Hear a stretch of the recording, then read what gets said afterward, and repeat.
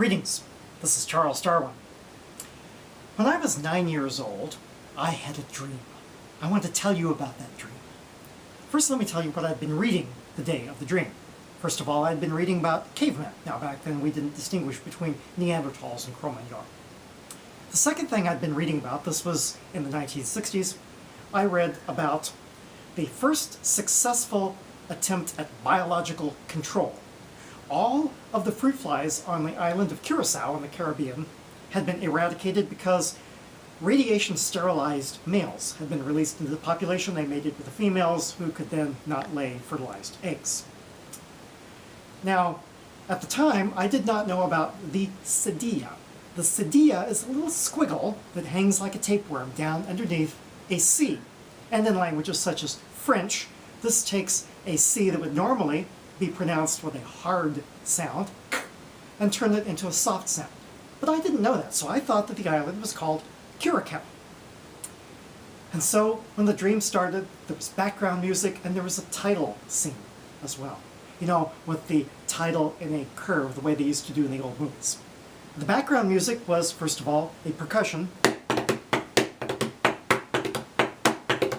and there was a vocal. Somebody in the background was going, Curacao, Curacao, over and over again. Now I would try doing them together, but I'm not coordinated enough to do that. And then, as the dream actually began, there was this caveman coming toward me. And he had his hands up like this, and he had a grimace on his face, and he had long broken fingernails, and he had yellow broken teeth, and he had yellow bloodshot eyes, and there were pustules all over his skin that was covered with scraggly hairs. Oh, he was ugly, he was scary, and he was coming toward me closer and closer. Curacao, Curacao. What did I do? I was only 9 years old. What was I supposed to do? Well, what I did was, I just stepped out of the way. Curacao, Curacao, Curacao. And he just kept going. Well, one of the things I learned from that is that sometimes, not always, you can overcome challenges and problems by just letting them go their own way, and everything will be okay. That doesn't always work. But I'm here to talk to you today about why it is that we consider cavemen to be ugly and scary. What is it about them that frightens us? Well, the evidence of our caveman ancestry, I believe, makes us realize that we evolved as part of nature with passions and instincts and morality that made sense and were useful, that worked in prehistoric times.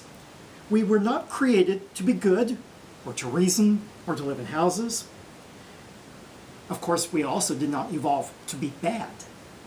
What happened in evolution is natural selection favored a mixed bag of behaviors that today we would call good and bad, whatever worked under those conditions. And therefore, to realize that we aren't all that different from chimpanzees and gorillas, etc., frightens many people. It gives them a great feeling of discomfort.